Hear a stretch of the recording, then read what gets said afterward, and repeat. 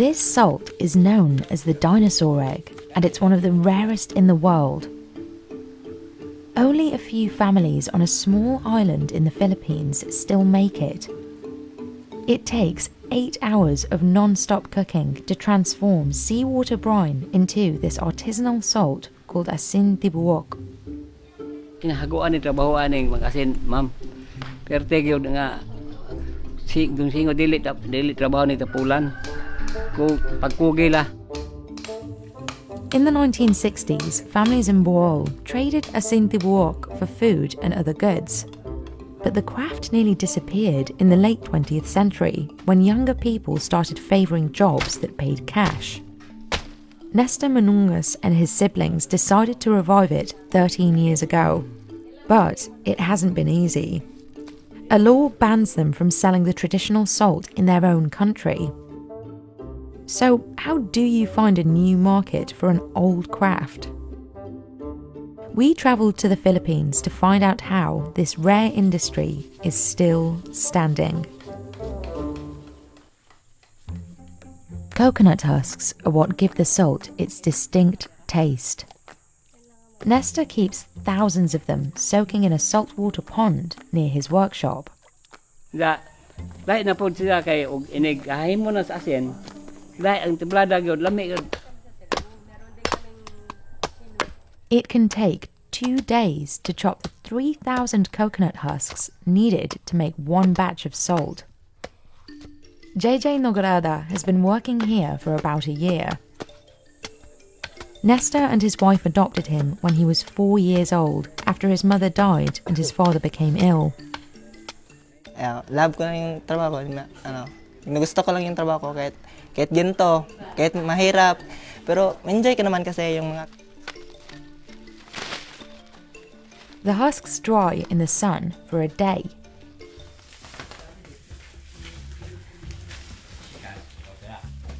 Next, Nestor sets them on fire, starting from the bottom. He learned salt making from his father and grandfather when he was 15 years old. But like many other young people, he left 3 years later to look for less laborious careers. Di siya kumagkuha ng kay hago kayo. 2 kilometro sa ring kuha ang samunot ug kahoy pag. Today, his team of 4 does most of the work. The husks burn continuously for a whole week. Kay binantayan ko na siya. Puli-puli yun niya o magabi lain mo kuan ang adlaw lain pong gabi kay kapoy mga di man katugan na siya. Dili katugan na siya kay ma-powder mo na siya katugan. The pile of ashes left behind is called garsang. Workers break up any large pieces by hand. This is one of the most essential ingredients. Workers cover the rattan filter, called saksak, with a bed of fresh palm leaves to keep it from leaking.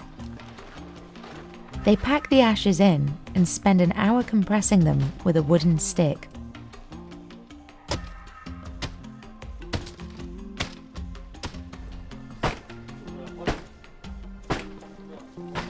Then, about 1,300 gallons of seawater get pumped through the filter. What comes out on the other side is a salty brine called tasik. This step alone can take a day and a half. Para sa kayo niya. Mo na ni ready to kuan ni.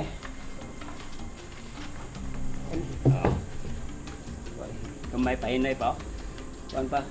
Mo na siya pwede ni mga tilawan niyo. Para kayo.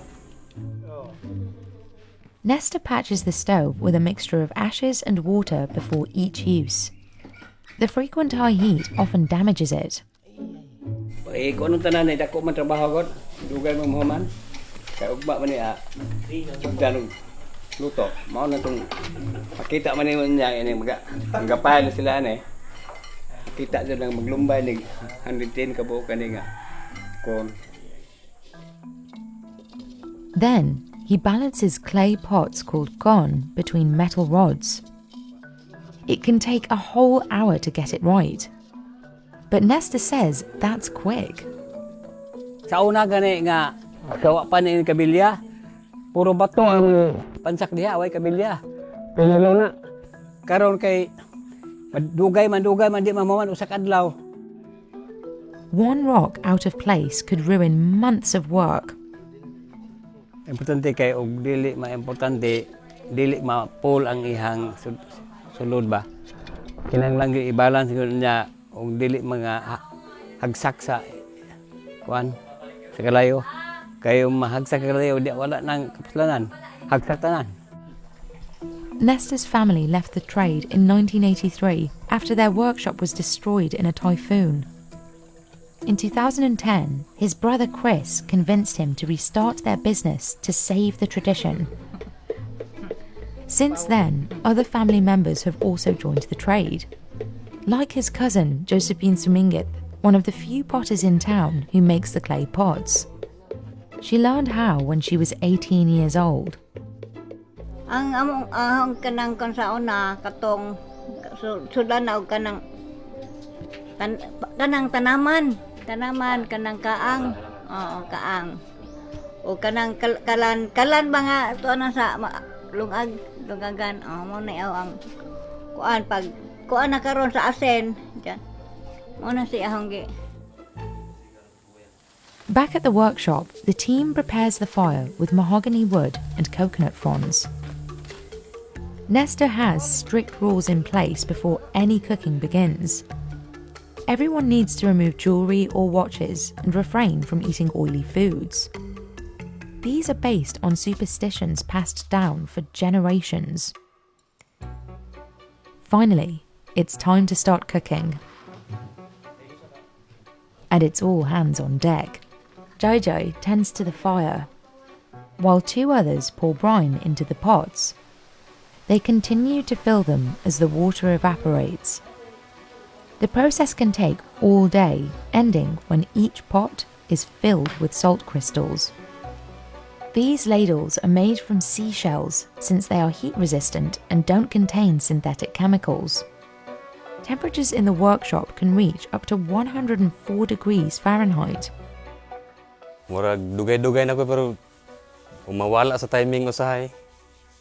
Pag kanang labi na magsalibo nagkuan, dili mapuntuhan. Bobong Poblete has been making salt here since the workshop opened. Today, he handles most of the cooking. Mo ni karon ja kay di man may magwa ko diha ni agapon ko dire mo ga. Kuan matod pa sa akong igsuon pero ni kakinan lang naa ako lagi. Anda pwede ra man ta biyaan pupong kay okay naman pupong. After 8 hours, all the pots are finally full, but the salt won't be ready until they crack at the bottom. They sit to cool overnight. Workers take each pot out of the stove the next morning. Okay, nagdikit man sila tanggalon nila kay aron isa-isahon pag hinlo ang iyang kilid-kilid o pag kuha ning paglimpyo ning kilid po ba. Workers crack open the bottom of the pot to reveal the salt. Coconut husks are the perfect cleaning tool to remove any dust. Most of the people who work with Nestor today had never made salt before, but now say they love the work. Parang ano na rin, na masaya na rin kasi siyempre sila lang yung mga taong nakakaalam ng asin tapos parang shinare nila yung mga nalalaman nila parang masaya din ganun. One batch makes 110 eggs. They can make up to 4 batches a month if the weather is good. One pot of Asin Tibuok can last a whole year. Nestor's sister, Veronica Manunga Salupan, is in charge of managing and marketing the workshop. Isa sa bagay na ina-influensya ko sa paggawa ng Asin Tibuok is yung hard work. Focus ng trabaho at disiplina.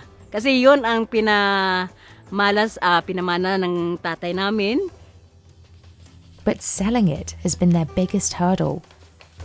A national law passed in 1995 requires all salt sold in the Philippines to be iodized. Kailangan all Filipino will use iodized salt. As in law, hindi tayo, bawal tayo maglagay sa market nang dahil sa asin law. The Asin law was meant to combat malnutrition and prevent goiters, which are often caused by iodine deficiency. But the law devastated small-scale salt producers who couldn't afford the expensive machinery required to add iodine to their salt. National production dropped from 85% to 7% in 31 years. Nowadays, most of the salt in the Philippines is imported from Australia, China, and Mexico. Lawmakers proposed a bill in 2017 that would exempt natural sea salt producers from the Asin law, but it's still pending approval. Pero, hopefully, i-amenda yung asin law. Artisanal salt producers have felt the impacts of similar laws across the world since the 1990s. Nangapura is one of the last farmers making balung salt in the seaside village of Kusamba in Bali, Indonesia.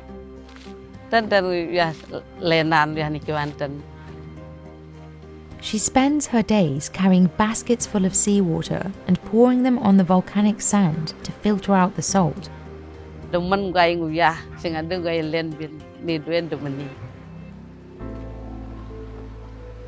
years, an iodine law similar to the one in the Philippines made it hard for farmers like her to sell salt in stores. Without regular buyers or frequent tourists, Nanga is often left with unsold stock. Salt farmers make so little that most have left the business for better paying jobs at nearby hotels and tourist spots. And even though Nanga has loved this work since she was 15, she doesn't want her children following the same path.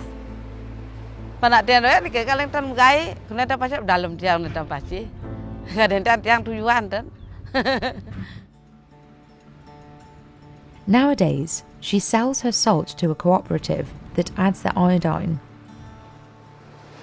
Kusamba salt farmers received a geographical indication certificate from the Indonesian government in early 2022.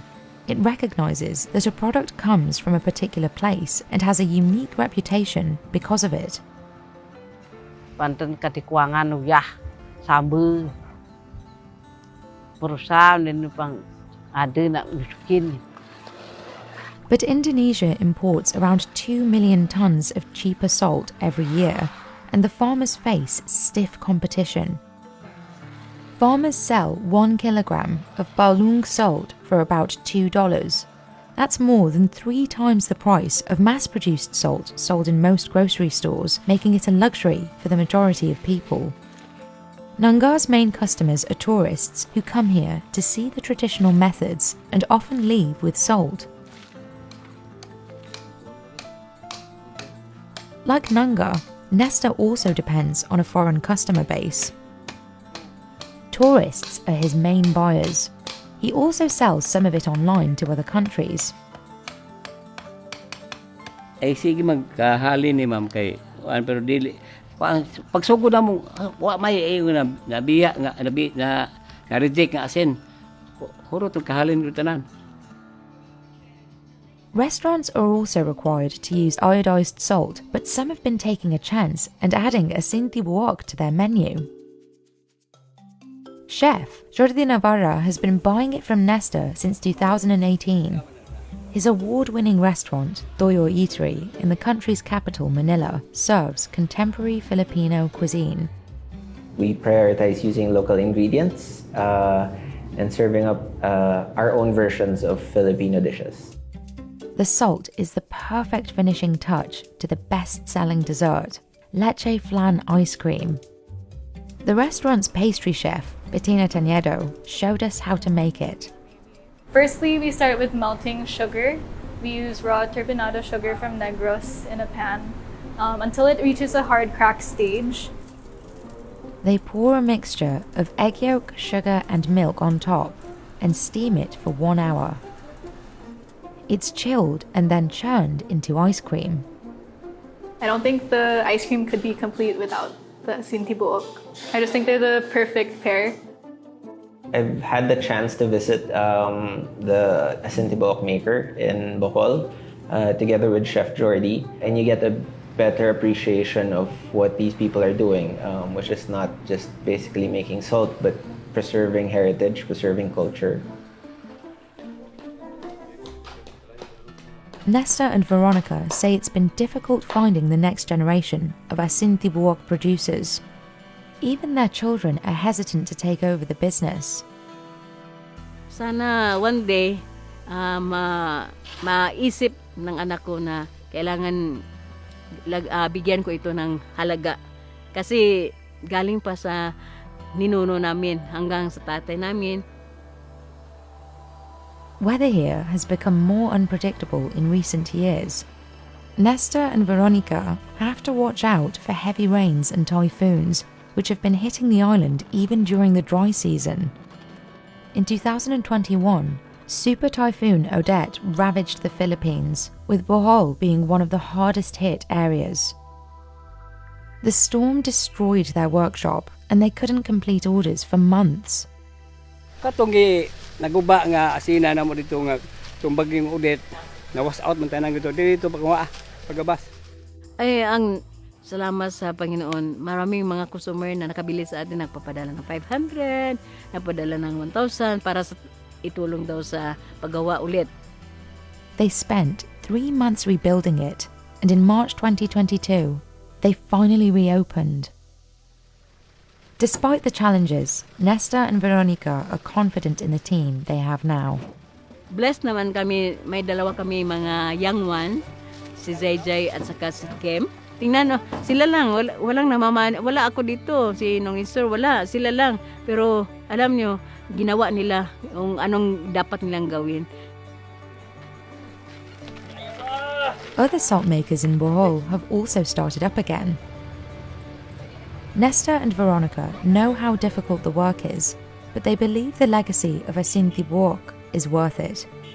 And they're proud to be carrying on the tradition in their ancestors' honor. Sa ngayon, ang saya, ang taba ng puso ko. Dahil, naging emosyonal. Naging emosyonal ako basta. Ganitong question po. Kasi, naging emosyonal ko kasi alam ko na yung tatay namin, yung lolo namin is happy sila ngayon. Kasi, yun ang legacy na iniwan nila sa amin na akala namin walang magawa. Na daghang mga moara diri nga congratulations nga maayong pagkatrabaho niya ang among mga hasta mga guest ko na mga mo diri nga maayo ni kay wani undanga pagtrabaho ning asinan. Dako lugar po nga naka kuan may aning gitagaan mig kuan mga